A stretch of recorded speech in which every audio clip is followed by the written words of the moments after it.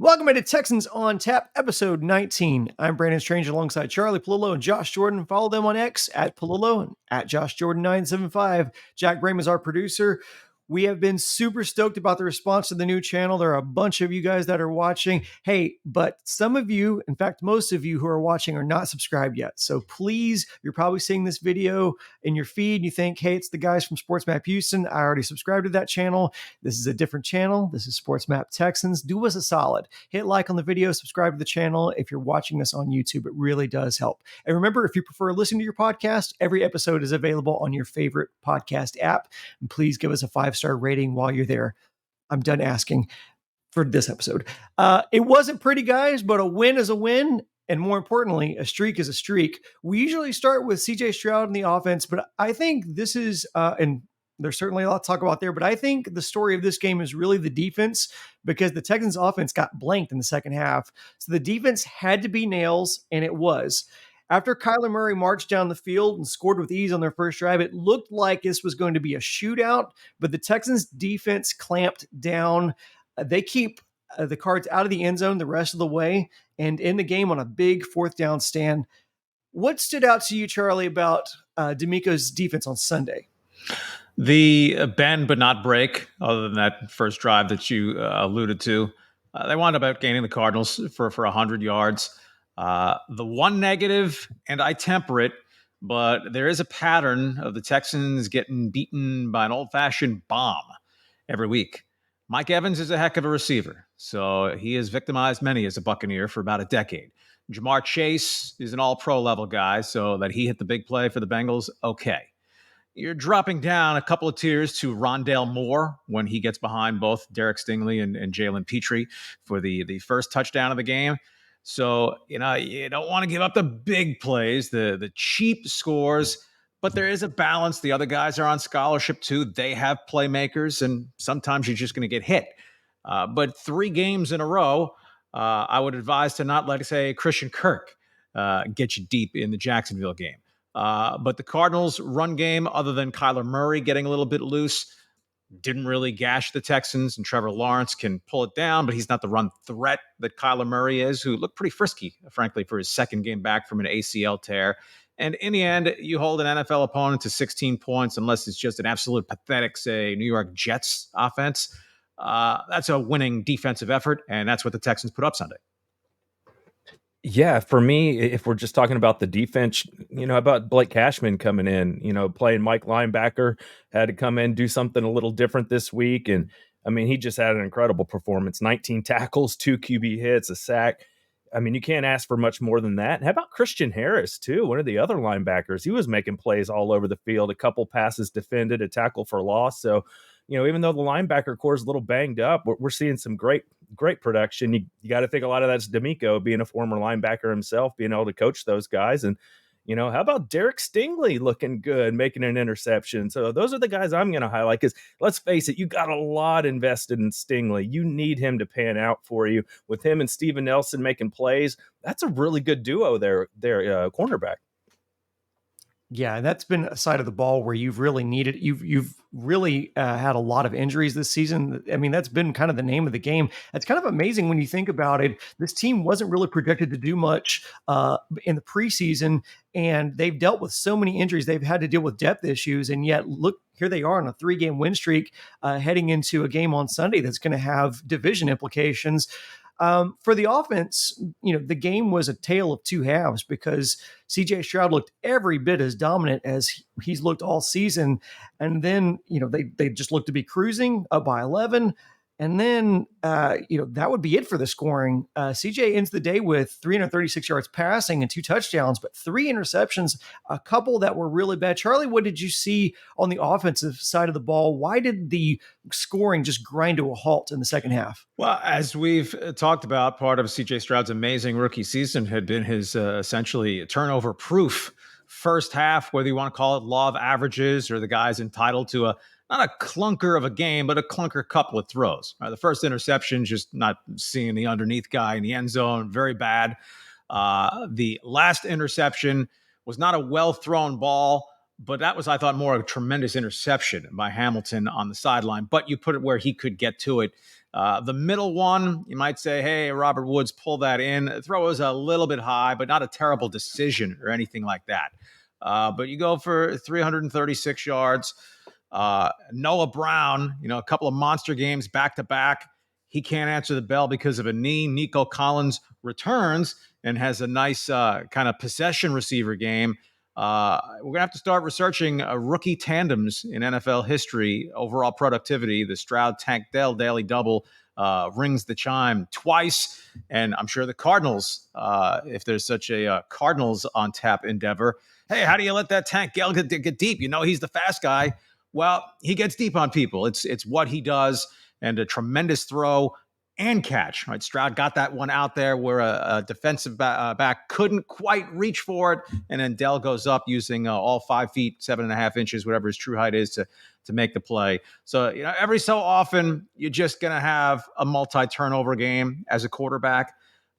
Extremely rare if you're Aaron Rodgers or Tom Brady. But nothing to be concerned with other than that during the game itself, it opened that door for the Cardinals. But as we talked about with the Texans defense, they kept it closed enough to hold on and win. Winning ugly beats losing pretty 99 times out of 100. For me, it's where those interceptions took place in the red zone, to where you're giving up points, you're giving them momentum back. That's what really frustrated me. That's a lot of the criticism of Josh Allen this year is him making those critical mistakes when you have an opportunity to score. I didn't like them going for it on fourth down with the pitch play to Mike Boone when they could have just taken it's the first quarter. Just they put up points, match them with some points, and move on. Feel good about the drive. And that being your play call, a pitch play to Mike Boone on fourth down, I didn't like that one at all. But overall, I thought Bobby did a nice job, but that wasn't one I cared for. And I'd like to see CJ, you're up comfortably in the game. Let's run the ball a little more, be a little more careful here. Let's just put our throats on these guys and be done with it. Hopefully he learns from that this week. And then for me, the running game, Singletary, back-to-back 100-yard performances. To be fair, the Bengals and the Cardinals are not very good against the run. So we're going to find out in this next coming game if this is kind of real or if they were just taking advantage of matchups. But I will say this. I don't know if I'm giving Dameon Pierce his job back when he's healthy if Singletary keeps playing like this. Yeah, it's an antiquated saying that you don't lose a job by injury. Of course you can. If you don't come back and pick up where you left off, if things were going well. They were not. Dameon Pierce is 3 yards per carry. Right? Singletary now back-to-back games, 5+. He's just a quicker burst guy. And how can you pull a guy who has the hot hand or hot feet, I guess, in this case? Pierce can take the Boone role. No way should he usurp the bulk of playing time back from Singletary if he's ready to go against the Jaguars. One of the things that really stood out to me was Josh, you alluded to a little bit, was some of that questionable play calling on offense. Texans are up 5, big fourth down stand. They get the ball back, and then Bobby Slowick calls 3 straight run plays, just takes the ball out of your star quarterback's hands. You talked about that fourth down pitch play. We saw Devin Singletary had all that success running, and then you don't even go to him when you need a couple of yards here. I guess, and we talk about all these spectacular plays that CJ and Tank Dell have made as a tandem together. Obviously, the one in the second quarter yesterday was just amazing, where Stroud rolls out and finds Tank. You alluded to it, where he just throws over the defenders. Tank makes an amazing jumping catch and getting it. But that doesn't really look like a play call. That's just something where CJ and Tank are kind of improvising in that moment.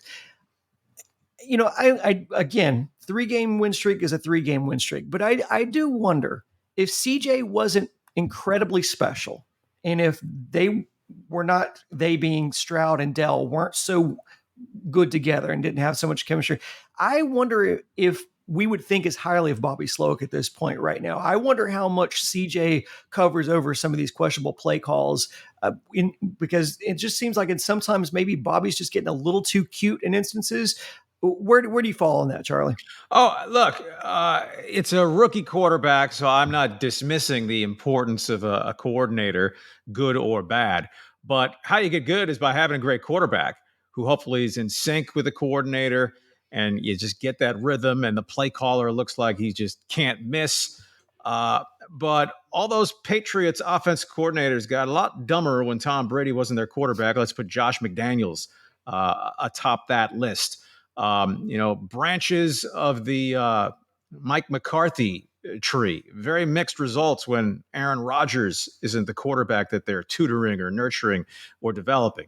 Again, Stroud is a rookie, but yes, that he can cover up mistakes is something that we haven't seen here since earlier Deshaun Watson. And as a first-year, full-blown coordinator, play caller, Slug's a rookie in some sense too, right? Kyle Shanahan was the play caller and the action guy with the 49ers. So to be a winning team, be able to win on a day where you turn it over 3 times, don't score at all in the second half. Yes, the caliber of competition helps, but how many times have we seen the Texans capable of losing to an opponent that you're saying, really? Or get blown out by an average type team? Those days seem to be in the rearview mirror. When you're in the middle of the pack, the bulk of your game is going to be close. So, yeah, the Texans are a couple of plays away from being 8-2. They're 3 plays away from being 3-7. So I'll be happy with the 6-4 and have their biggest stakes game in 4 years on the docket now. It didn't have to be that close. It was one of those games where, just a few different decisions, and it felt like it could have been a blowout, but maybe that's a good thing with their next opponent and that game meaning so much that you don't want them feeling too great about themselves. It kind of felt like the Saints game a little bit, right? Where the defense kind of just kept holding them in the second half and holding them and ended up being enough points. I will say this. I think the game was kind of won by the defense on 3rd and 4th down. That's where they really showed some guts and stepped up and got their offense back on the field. So nice to see the defense take care of business, win a game.